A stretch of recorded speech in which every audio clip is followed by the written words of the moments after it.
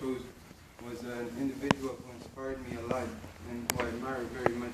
It was none other than Malcolm X, also known as Hajj Malik al-Shabazz.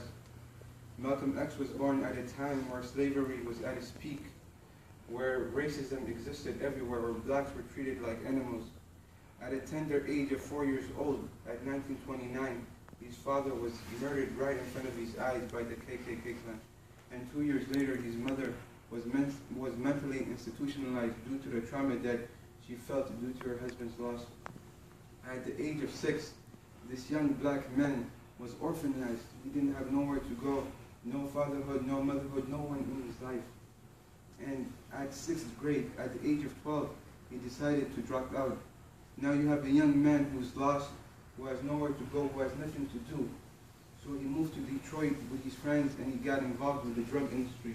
He started doing drugs, he started selling drugs, he started fornicating, he started robbery, he started thief.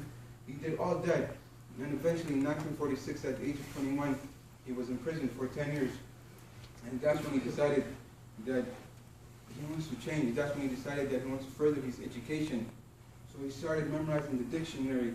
And within that time span, you had a person, a black man who was uneducated, who had no education whatsoever except for 6th grade.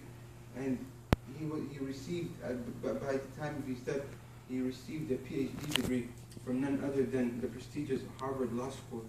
You had a man who was known with such derogatory terms like a thief, a robber, a drug dealer, a thug. And after prison, he was known, his name was attached with resistance, with change, with dignity. You had a man who was a nobody, and then years later you had heads of state, you had intellectuals, you had presidents quoting him. And this man, who was a civil rights activist, he fought for what was right. He fought for the freedom and the civil rights for black people. And his speech, the ballad or the bullet, he fought for the rights of the black activists. He told the people that either you give the blacks their rights or they will get it with force. And throughout this man's life, he was fighting for the rights of the black people. And his last 3 months, those were the 3 months that really counted the most.